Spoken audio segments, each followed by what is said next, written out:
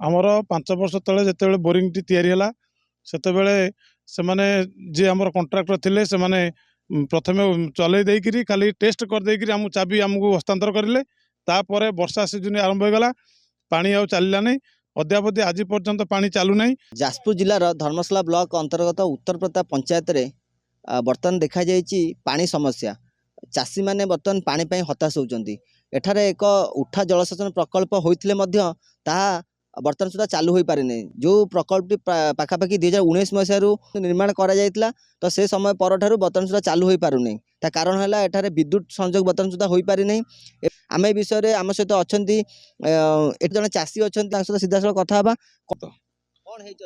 असुविधा कौन ये थी जो पॉइंट थी आम पा टे पाऊनु आमर फसल सब जगह नष्ट हो जाऊँगी धान करुचु बादाम करुचु बीम करुचु काकुड़ी करुचु बैगण करुचु झुड़ंग करुचु जनी कर सब भेराइटी फसल होची किंतु कौन फसल पानी कौन सुविधा आम पाखे ना पानी आम न नहीं कि 25,000 23,000 24,000 बिल हो जाए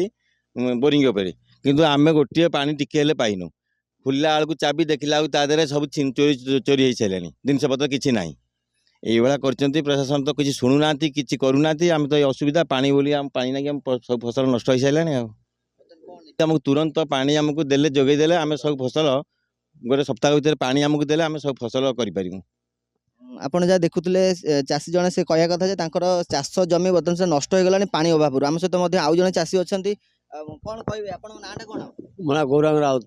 कौन है असुविधा आमर पानी असुविधा होनी आमर सब खेती होची की चाष करछंती आमर एटी झुड़ंग होची जर्नी होची बैगण होची बिलाती भी होची झुड़ंग होची बादाम होची माने पानी आनुचंती तो हरियाणा अवस्था गाड़िया पोखर तो सुखी गलानी पानी दउतुनी सब सुखी गलानी आ पानी नाही पानी पाई वर्तमान गछ मलानी। आपण जहाँ शुणुले चाषी जने से कहते पानी अभाव से मैंने जो चाष कर पानी पोखरी आणिकी चाष करुँच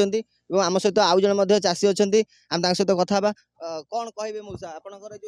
कह दुनिया फसल आम कर पानी पाऊन तो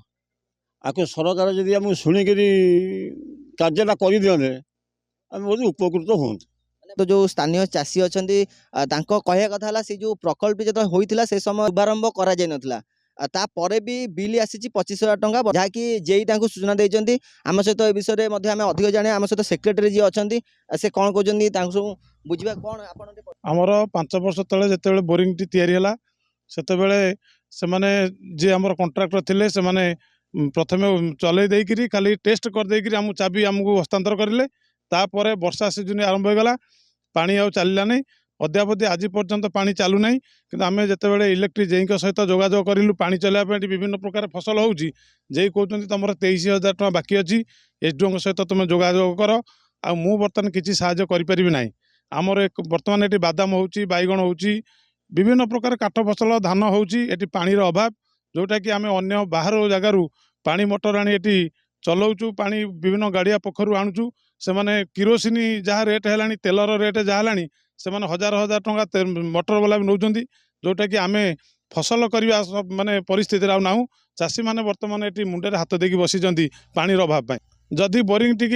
इलेक्ट्रिक डिविजन आसिक न चलाती आम आगामी दिन में चाषी मान सहित आम चाषी भाई एवं आम परिवार पिला छुआ नहीं आम विद्युत विभाग ऑफिस रे आम धारणा बसमु एक सप्ताह मध्य न चलैले 100 हेक्टर चाष जमी अच्छी चाषी गोटे आमर तीनोटी जो होता आमर पानी पंचायत से प्रत्येक माने पानी पंचायत आमर 40 ରୁ 50 जन चाषी चाष कर माँ मंगला पानी पंचायत सभापति अच्छी कंट्राक्टर ये कले कम जो कम्प्लीट सरला पर किसी उद्घाटन है सी खाली आम ठिया कर टेस्ट करदे आम दस्तखत नहीं गले बिल नहीं पड़े आमको भी कौन पानी पंचायत कार्य मानते कागजपत्र देना तापर आम जिते जाइए 5 वर्ष धरी हाँ चलो चलो उद्घाटन हम एमती कहीकि विभाग कर्तृपक्ष आम गड़े चलती इलेक्ट्रिक बिल आम 25,000 इलेक्ट्रिक ऑफिस गला बेलू इलेक्ट्रिक बिल आम तो जमा मूड चलने उद्घाटन नहीं खाली टेस्ट हो 10 मिनट 5 मिनट टेस्ट हो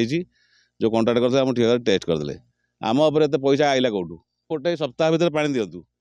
आम सब प्रकार फसल होती इनक्वारी भी करूँ सरकार आसिक ଆପଣ ଯାହା ଶୁଣୁଥିଲେ ପାଣି ପଞ୍ଚାୟତରେ ପାଖାପାଖି 40 ରୁ 50 ଜଣ ଚାଷୀ ରହିଛନ୍ତି ଏବଂ ସେମାନଙ୍କର ଯାହା ଅସୁବିଧା ରହୁଛି ସେମାନେ ଯେଉଁ ଚାଷ କରୁଛନ୍ତି ସେ ଚାଷଟି ଯେହେତୁ ଉଠା ଜଳସେଚନ ପ୍ରକଳ୍ପଟି ଚାଲୁ ହୋଇନି ସେମାନେ ପାଣି ମଟର ସାହାଯ୍ୟରେ ପାଣି ଦେଉଛନ୍ତି ସେ ଚାଷ ଜମିରେ ଯାହା ଫଳରେ କି କିରୋସିନ ହଉ କିମ୍ବା ଇଲେକ୍ଟ୍ରିକ୍ ଖର୍ଚ୍ଚ ହେଉଛି ତ ସେଇ ହିସାବରେ ତାଙ୍କର ଖର୍ଚ୍ଚ ଚାଷ ଜମିରେ ଯେଉଁ ଲାଭ ବାହାରିବା କଥା ତାଠୁ କମ୍ ଲାଭ ବାହାରୁଛି କାରଣ ସେ ବାଟରେ ସେମାନେ ଖର୍ଚ୍ଚ କରୁଛନ୍ତି। ଆଉ ମୁଁ ଆପଣ ସିଧାସଳଖ ଦେଖେଇବି ସେ ଚିତ୍ର ଯେଉଁ ଉଠା ଜଳସେଚନ ପ୍ରକଳ୍ପ ଯେଉଁ ଟ୍ରାନ୍ସଫର୍ମର ଲାଗିଛି ତା ଚିତ୍ର ଯଦି ଆମେ ଦେଖିବା ଟ୍ରାନ୍ସଫର୍ମରଟି ଉପରେ ତା ଦେହରେ ଗଛ ବୋଧେ ମାଡ଼ି ଯାଇଛି ଏବଂ ସେ ଯେଉଁ ଘରଟି ଯେଉଁ ଘରେ ପାଣି ମଟରଟି ରହିଛି ସେ ଘର ଯଦି ଦେଖିବେ ସେ ଘରୁ ମଧ୍ୟ କିଛି ତାର ଯନ୍ତ୍ରାଂଶ ଚୋରି ହୋଇସାରିଛି ଏବଂ ଟ୍ରାନ୍ସଫର ଅବସ୍ଥା ଯଦି ଦେଖିବେ ଟୋଟାଲ ଗଛଲତା ମାଡ଼ି ଯାଇ ସେ ରହିଛି ଯାହାକି ଜଙ୍ଗଲ ହୋଇକି ମଧ୍ୟ ରହିଛି। ତ এইଭଳି କ୍ଷେତ୍ରରେ ବର୍ତ୍ତମାନ ଯିଏ ରହିଛନ୍ତି ସେ କହୁଛନ୍ତି ଯେ ବାକି ରହିଛି ପାଖାପାଖି 20 ରୁ 25,000 ଟଙ୍କା ଯାହା ପାଇଁକି ଲାଇନ୍ ସଂଯୋଗ କରାଯାଇ ପାରୁନାହିଁ। ଆଉ ଏଠାରେ ମଧ୍ୟ ଆମେ ଯଦି ଦେଖିବା ଚାଷ ଜମି ଉପରେ ଯଦି ମୁଁ କହିବି ସିଧାସଳଖ ଆପଣ ଚିତ୍ର ଦେଖେଇବେ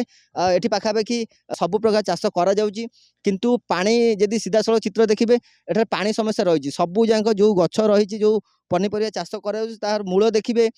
ପ୍ରାୟ ସବୁ ଶୁଖିଲା ରହିଛି ଯେଉଁଥିପାଇଁ କି ନଷ୍ଟ ମଧ୍ୟ ହୋଇଯାଉଛି ଆଉ କିଛି ସ୍ଥାନରେ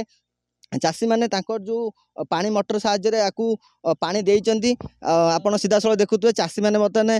ବିଲ ମଧ୍ୟରେ ଚାଷ କରୁଛନ୍ତି ଏବଂ ସେମାନଙ୍କର ଯାହା ଅସୁବିଧା ରହିଛି ସେମାନେ ଚାଷ କେମିତି କରିବେ ଯଦି ଏହା ପରେ ସରକାର ପକ୍ଷରୁ ଲକ୍ଷ ଲକ୍ଷ ଟଙ୍କା ଖର୍ଚ୍ଚ କରାଯାଇ ସେ ପ୍ରକଳ୍ପ ଯଦି ଚାଲୁ ନ ହୁଏ ତ ସେମାନେ ଚାଷ କେମିତି କରିବେ ଚାଷୀମାନେ ମଧ୍ୟ ଚେତାବନୀ ଦେଇଛନ୍ତି ଏହାପରେ ଯଦି ସେମାନେ କିଛି ପଦକ୍ଷେପ ନ ଗ୍ରହଣ କରିବେ ତେଣୁ ସେମାନେ ରାଜରାସ୍ତାକୁ ମଧ୍ୟ ଓହ୍ଲାଇବା ପାଇଁ ଯାଜପୁର ଧର୍ମଶାଳାରୁ ଶିବଶରଣ ମହାନ୍ତି ଧରିତ୍ରୀ ଲାଇଭ୍।